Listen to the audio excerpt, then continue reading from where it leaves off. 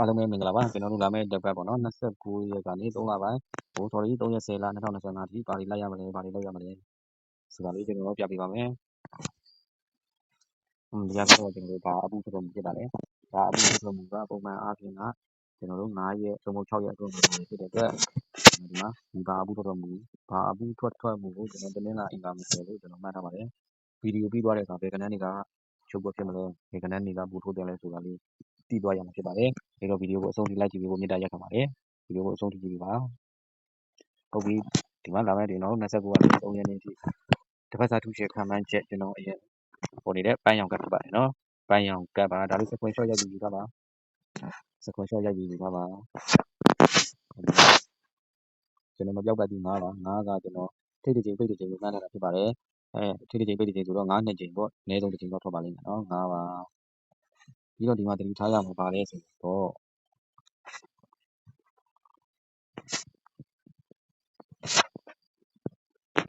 နော်အဲ့မှာပါလေပဲအဲ့ဒါလေးတွေတတိထားပါနော်ဘာဆိုလို့ကျွန်တော်လဲဆိုတော့ဒါစနေကြီးလာမယ့်တစ်ပတ်မှာအပူကြိုက်နေတယ်လို့ယူဆကြည့်ပါနော်ယူဆလို့ရမှာဟုတ်ပြီနော်အပူကြိုက်နေပါလေဟုတ်ပြီနော်ဒီမှာကျွန်တော်မပြောက်ပတ်ပြီး9ပေးထားပါတယ်9ပါ9ကျွန်တော်ဆောနာပြောတယ်ထိတ်ထိတ်မှန်းတာဖြစ်ပါတယ်အနည်းဆုံးတစ်ချိန်တော့ထွက်ပါတယ်နော်ဟုတ်ပြီ2ရက်အတွင်းမှာကျွန်တော်တို့305ဝန်းသိပြီးပါတယ်ပြီးတော့ဒီပရိတ်ကတော့ကျွန်တော်တို့305ပရိတ်နော်ပြီးခဲ့တဲ့ဘက်ကကျွန်တော်တို့မကြီးပွဲနှွှဲမဲ့ပရိတ်ဖြစ်ပါတယ်နော်305ပရိတ်ကိုဘာလို့ပေးလဲ305ပရိတ်ကိုဘာလို့ပေးလဲကျွန်တော်ဒီမှာတော့မရှိကြတော့ဘူးဒီနားလေးမှာပဲကျွန်တော်တို့ကြည့်လိုက်နော်ကျွန်တော်တို့တောက်ကြနေ့ကမနက်ပိုင်း60မနက်ပိုင်း60ကိုညနေပိုင်းထွက်တဲ့45နဲ့ပေါင်းပါတယ်ဒီပေါ်မြူလာလေးပဲနော်အဲ့ဒါဆိုတော့ကျွန်တော်တို့မနက်ပိုင်းက6ပရိတ်ညနေပိုင်းက9ပရိတ်ဆိုတော့6နဲ့9နဲ့ပေါင်းရင်ကျွန်တော်တို့9လို့ရပါတယ်9ရဲ့ပါဝါဒီ3ညပါနော်ဟုတ်ပြီအဲ့ဒီ9 3ညလာတဲ့တော့ပရိတ်ဖြစ်ပါတယ်နော်အဲ့ဒါဒီမှာတော့ဖြစ်ကြအောင်နော်အဲ့ဒါကအဖက်တိုင်းမှာထွက်နေကြဖြစ်ပါတယ်အဖက်တိုင်းမှာထွက်နေကြဖြစ်ပါတယ်ဟုတ်ပြီနော်ဒီကမနေ့ပိုင်း60ညနေပိုင်းထွက်တဲ့45နဲ့ပေါင်းလိုက်တယ်6ပြီး6ပေါင်း9 3ဒါဒီ break ပါအဲ့ဒါလေးကိုကိုပြစစ်ကြည့်ပါနော်ကျွန်တော်ဒီမှာမစစ်ကြတော့ဘူးနော်ဗီဒီယိုရှင်းနေမှာဆိုဟုတ်ပြီလာမယ့်တစ်ပတ်9 3 break ဟုတ်ပြီနော်ပြီးတော့ဒီမှာအပူကတင်9ခွန်ရှိအပူပါဆိုတာအဲ့တင်9ခွန်ရှိကိုကျွန်တော်စစ်ပြီးမယ်ဒီမှာမွေးကနန်း9ခွန်နော်မွေးကနန်း9ခွန်မှာတတိထားစရာကပြီးခဲ့တဲ့အပတ်ကဘောနော်ဒီပန်းရောင်ကတ်ကိုစေးထားတဲ့လူတွေပြန်ကြည့်ပါနော်အပေါ်ရှေ့ဆုံးက2 3 2 4နဲ့35ဘာလို့ဒီတစ်ပတ်ကောထည့်ပေးလဲထွက်ဖို့ရှိလို့ပေါ့နော်ဟုတ်ပါပြီအဲ့ဒါလေးတတိထားပါနော်ပြီးခဲ့တဲ့ဘက်ကနေဒီတစ်ပတ်စီကျွန်တော်တည်တည်ယူလာတာဘာလို့ယူလာလဲနော်ဟုတ်ပြီနော်ဟုတ်ပြီပန်းရောင်ကတ်ကလေးစကွန်ရှော့ရိုက်ထားကြပါနော်ဟုတ်ပြီဒီမှာတင်9ခွန်8ခွေဘူးလေးကျွန်တော်ပြပေးမယ်တင်9ခွန်8ခွေဘူးပါနော်ဒီမှာတင်9ခွန်8ခွေဘူးပါဒီမှာမနေ့ပိုင်းကိုကျွန်တော်မနေ့ပိုင်း sorry နော်36 63ည36 63ညနော်ကျွန်တော်တို့ပြီးခဲ့တဲ့တောက်ကြတဲ့60လို့ချထားတာဖြစ်တဲ့အတွက်36 63ညထွက်တယ်မူအရာကျွန်တော်တို့တင်9ခွန်8အခွေပြီးထားဖြစ်ပါတယ်ပထမဆုံးအချိန်မှာများများလေးစစ်လိုက်အောင်59နဲ့8ဘူးဒုတိယတစ်ချိန်မှာခွန်8ခွန်5ခွန်ဘူးဆိုပြီးထွက်တယ်နောက်တစ်ချိန်မှာခွန်28ခွန်5ဆိုပြီးထွက်တယ်နောက်တစ်ချိန်မှာ8ဘူးခွန်ဘူးခွန်1ဆိုပြီးထွက်တယ်နောက်ထပ်တစ်ချိန်မှာ81နောက်ထပ်တစ်ချိန်မှာလည်း81နောက်ထပ်တစ်ချိန်မှာ18နဲ့51နောက်တစ်ပင်မှာက8ဘူး18နောက်တစ်ပင်မှာက8ဘူးခွန်1ဆိုပြီးတော့ကျွန်တော်တို့ထွက်တယ်နောက်တစ်ပင်မှာက8ဘူးနဲ့88နောက်တစ်ပင်မှာက88နောက်တစ်ပင်မှာ85နဲ့ဒီတစ်ပတ်အတွင်းမှာထွက်ပါမယ်ဒီ9ခွန်8ဘူးပါပြီးထွက်ပါမယ်နော်ကျွန်တော်ဒီမှာအားလုံးကိုလိုက်ပြီးတော့ယူထားတာကတော့ကျွန်တော်တို့3ည6 6 3ညကြာစရာကကျွန်တော်တို့9ခွန်8ခွန်ဘူး8ဘူး1ခွန်ဆိုတဲ့ကဏ္ဍကကျွန်တော်တို့4ချိန်ထပ်ပြီးထားရရှိပါတယ်ဒီကဏ္ဍလေးဒီကဏ္ဍ9ခုကတော့ကျွန်တော်ခွန်ဘူး8ဘူး8ဘူးပဲကျွန်တော်ဟောနေပြီးထုတ်ပေးထားတာဖြစ်ပါတယ်နော်ဒါဆိုရင်ရမှာတင်တယ်နော်ကျွန်တော်မြန်မြန်လေးသွားကြလို့ပါဗီဒီယိုကိုအရှိကြီးကြည့်ရတာပြင်မှာဆိုလို့ပါနော်ဟုတ်ပြီဒါကအကောင်းဆုံး break တစ်မျိုးဖြစ်တယ်အကောင်းဆုံး break ကအကောင်းဆုံး break ဖြစ်ပါတယ်နော်ဒါဒီတစ်ပတ်လာမယ့်တစ်ပတ်အတွက်အကောင်းဆုံး break 3ညခွန်3ည3ညခွန်3ညနဲ့3ညခွန်3ညမနေ့ကပုံညနေအားထွက်တယ်မှုရအလွန်ဆုံးဒီနောက်9ရက်အတွင်းဖြစ်ပြီးတော့အစောဆုံးဒီ9ရက်အတွင်းဖြစ်ပါတယ်အစောဆုံး9ရက်ပါနော်ဒီမှာဆိုရင်1ရက်2ရက်3ရက်4ရက်4ရက်နော်ဒီမှာ3ရက်အတွင်းမှာ35ဆိုပြီးတော့ထွက်တယ်နောက်တစ်ချိန်မှာလည်း3ရက်အတွင်းမှာ35နောက်တစ်ချိန်မှာဆိုရင်လည်း26ဆိုပြီးတော့အစောဆုံးထွက်တယ်9ရက်မြောက်မှာ26ပြန်ထွက်တယ်နောက်3ရက်ခွန်မှာဆိုရင် ကျွန်တော်တို့53ဆိုပြီးတော့2ရက်အတွင်းမှာရပြီတယ်နောက်တစ်ပင်မှာဆိုရင်3ရက်ရှိ3ရက်အတွင်းကြတယ်နောက်တစ်ပင်မှာဆိုရင်ကျွန်တော်တို့ခွန်1ခွန်1ဆိုပြီးတော့3ချိန်ကြာခဲ့တယ်ကျွန်တော်တို့နောက်တစ်ချိန်မှာဆိုရင်1ခွန်နောက်တစ်ချိန်မှာဆိုရင်ကျွန်တော်တို့ဒီမှာ62ရ9ဘူးရ9ဘူးရဆိုပြီးတော့နောက်တစ်ချိန်မှာဆိုရင်ကျွန်တော်9ရက်မှာ26ဆိုပြီးကြာတယ်ကျွန်တော်တို့ဒီမှာအလုံးစုံ9ရက်လုံးမှတ်ထားတာဖြစ်တဲ့အတွက်ကျွန်တော်တို့တင်းက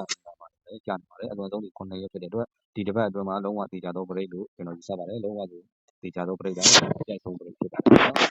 ဟုတ်ပြီကျွန်တော်ဒီ3ခွန်3ထွက်စဉ်အရာကကျွန်တော်ရွေးထားသောမင်းအော်ဒီ1ခွန်ရဲ့9ဘူးရဲ့3ရှည်ဖြစ်ပါတယ်1ခွန်9ဘူး3ရှည်ဒီ10ပြိတ်နဲ့ပတ်သက်တဲ့ဖြစ်ပါတယ်ဘာကြောင့်ပြေးလဲဆိုတော့ကျွန်တော်တို့ဒီမှာ3ခွန်3ရဲ့ကြာစဉ်အရာကဒီ9ရက်အတွင်းမှာလည်း10ပြိတ်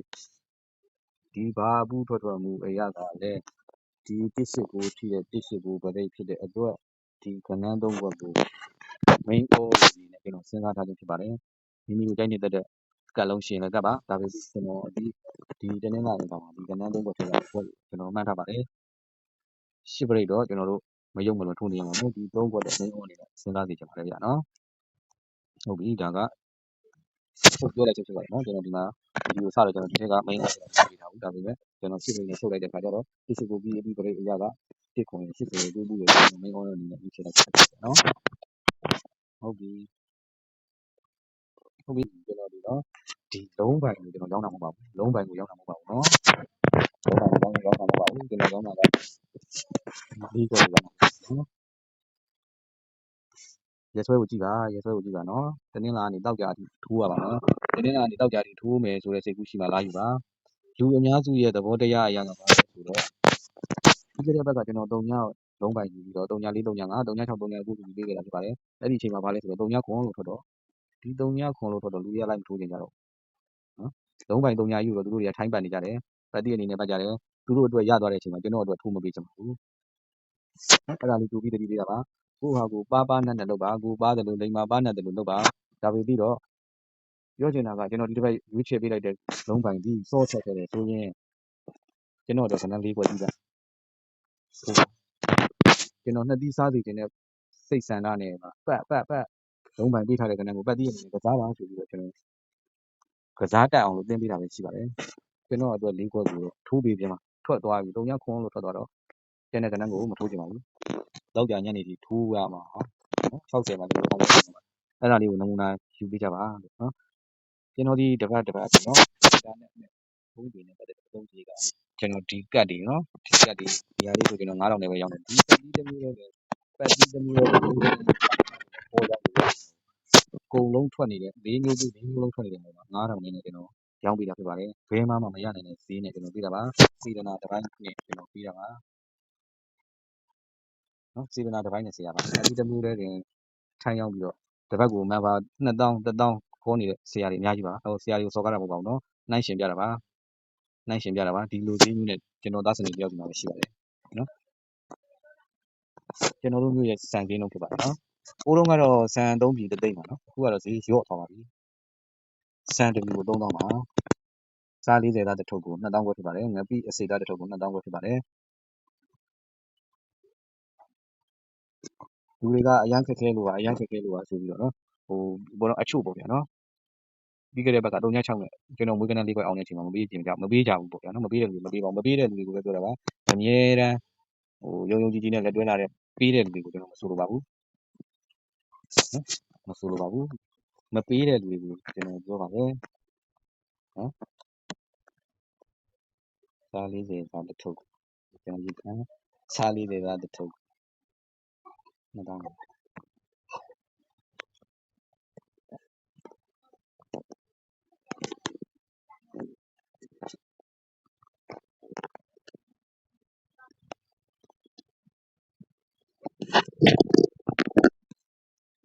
ကဲဆန်ကြီးရတယ်ဒီ3000စား40သားတစ်ထုပ်က2000ခွဲငပိ25ကျပ်သား2000ခွဲပါ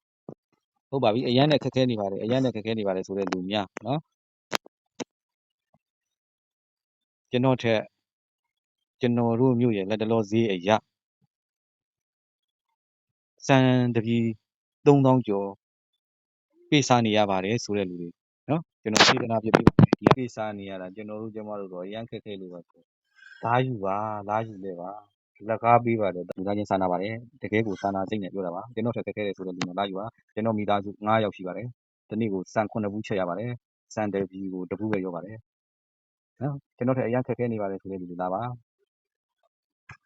အားလုံးကိုကျေးဇူးတင်ပါတယ်အားလုံးကိုကျေးဇူးတင်ပါတယ်အားလုံးကိုကျေးဇူးတင်ပါတယ်ဘယ်သူမှစိတ်အနှောက်အယှက်ပေးလို့ခြင်းမရှိပါဘူးဟုတ်ကဲ့ပါဒီဟာလေးကိုမှတ်ထားပါဒါလေးကိုမှတ်ထားပါအသုံးတည့်ပါလိမ့်မယ်နော်အသုံးတည့်ပါလိမ့်မယ်ဒီဟာလေးကိုမှတ်ထားပါကဲနှုတ်ဆက်စကားပြောတော့မယ်ဗျာနော်ကျွန်တော်ကြားထဲမှာအစဉ်ပြေပြည်လို့ကြားစဉ်လေးတွေမူလေးတွေထွက်ပေးရမယ့်ဟာလေးတွေရှိရင်ကျွန်တော်အလင်းတင်တယ်လို့ကျွန်တော်ကိုယ်စွမ်းညံစွမ်းရှိလို့ကျွန်တော်ကြိုးစားပြီးတော့ကြားရမှာကျွန်တော်ပို့ပေးပါဦးမယ်ဗီဒီယိုကလစ်လေးတစ်ခုလုပ်ပေးရင်လုပ်ပေးပါဦးမယ်နော်အားလုံးကိုကျေးဇူးတင်ပါတယ်ပြီးတော့ကဏ္ဍနဲ့ထွက်တော့ကဏ္ဍများတိုက်ဆိုင်ပါစေအောင်မြင်သောတစ်ပတ်ဖြစ်ကြပါစေအောင်မြင်သောတစ်ပတ်ဖြစ်ကြပါစေအောင်မြင်သောတစ်ပတ်ဖြစ်ကြပါစေခင်ဗျာအားလုံးကိုအထူးပဲကျေးဇူးတင်ရှိပါတယ်